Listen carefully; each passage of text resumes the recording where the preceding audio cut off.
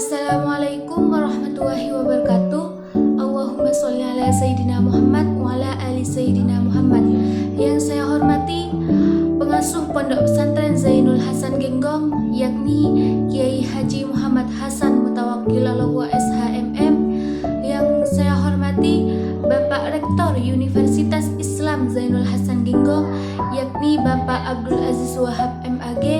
Yang saya hormati Bapak Humaidi MPDI selaku Kaprodi Program Studi Pendidikan Agama Islam, dan yang saya hormati Ibu Pustiana Arisati MPDI selaku DPL PPLK di Madrasah Sanawiyah M Zainul Anwar.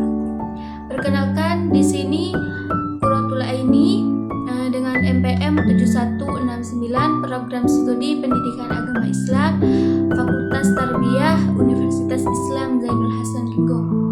Di sini saya akan memaparkan hasil penelitian tindakan kelas kami.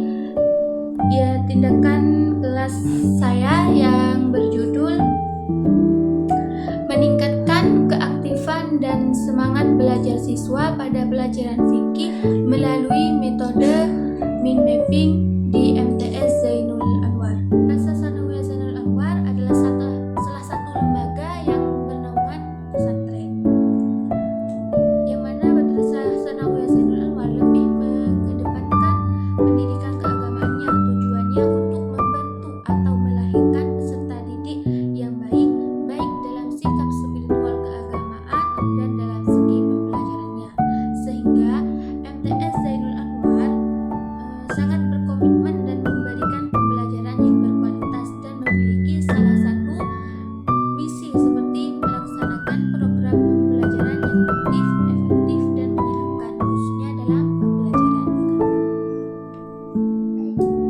Observasi yang saya lakukan ini ialah tindakan kelas yang dilatar belakangi langsung oleh kegiatan belajar mengajar kelas 8B Madrasah Sanawiyah Zainul Anwar, yang mana jumlah siswa kelas 8B itu ada 23 siswa. Maksud dari penelitian ini ialah ingin mengetahui proses belajar mengajar di kelas 8B, khususnya pada mata pelajaran fikih.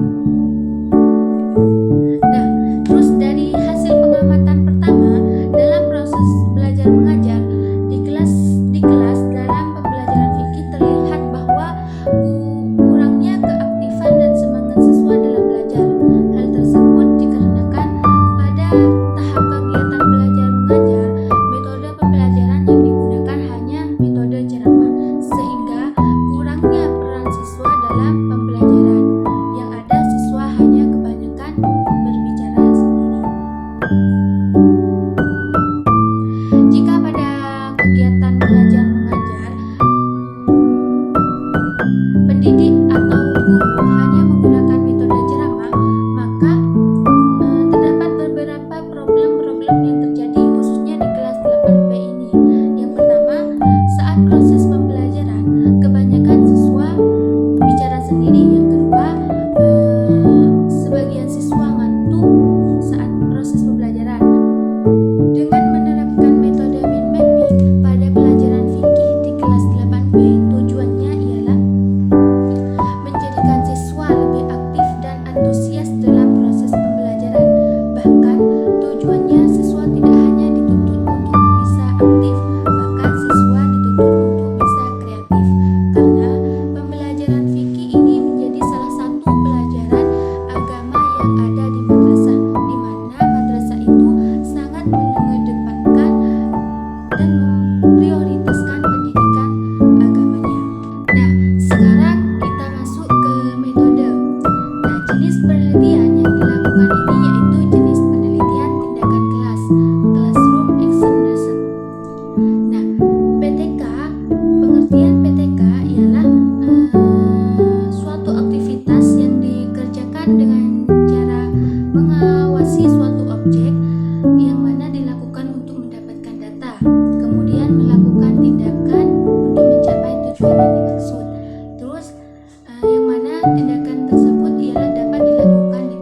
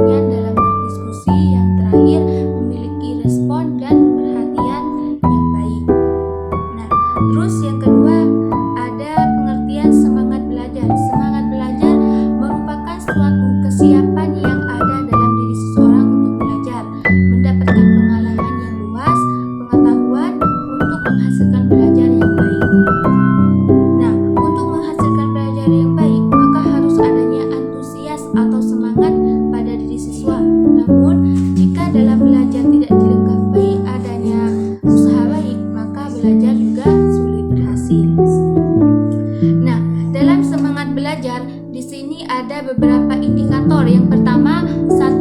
Timbulnya harapan untuk berhasil. Yang kedua, ada reward dalam pembelajaran. Yang ketiga, adanya aktivitas menyenangkan di dalam belajar. Terus selanjutnya, pengertian metode mind mapping. Mind mapping atau kerangka berpikir yaitu metode yang digunakan untuk pembelajaran, yang mana hal tersebut tujuannya untuk bisa memberikan pengetahuan yang berkembang dalam diri seseorang, khususnya dalam diri siswa. Kerangka berpikir atau metode mind mapping ini merupakan kegiatan yang kreatif yang dapat menyusun ide-ide pokok, yang mana hasil dari kegiatan itu bisa lebih mempercepat siswa untuk mengerti pembelajaran.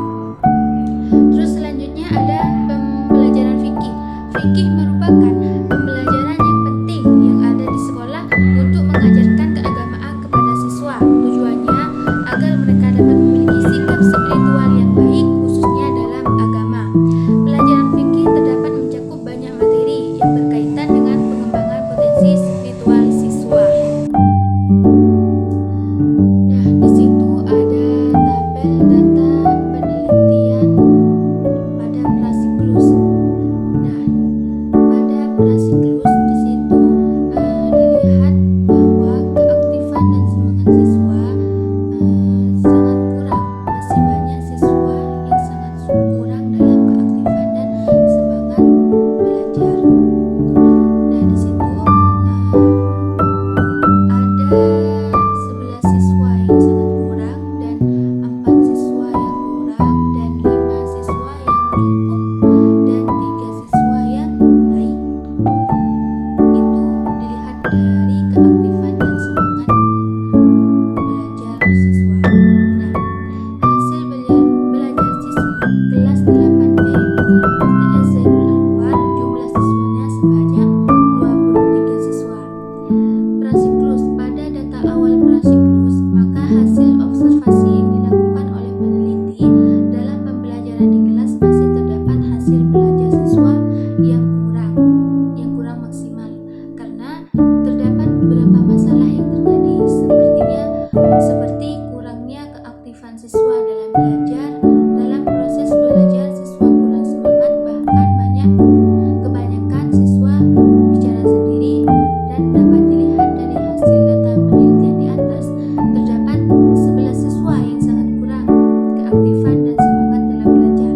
Nah, dapat dilihat dalam tabel tersebut data hasil penelitian prasiklus, sehingga menghasilkan proses belajar mengajar yang kurang maksimal dan efektif. Dikatakan kurang efektif dan semangat pada diri siswa karena dalam proses pembelajaran siswa tidak memenuhi kriteria indikator yang ditetapkan. Terus selanjutnya di situ ada tabel ketiga, yaitu data hasil penelitian siklus 1. Perencanaan tindakan pada siklus 1 dibuat pada hasil penelitian yang dilaksanakan pada prasiklus.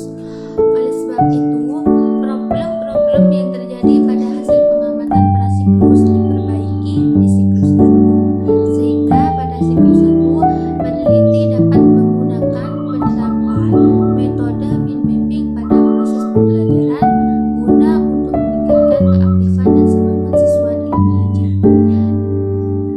lebih baik dan mendapatkan hasil belajar yang maksimal. Dan langkah-langkahnya sebagai berikut.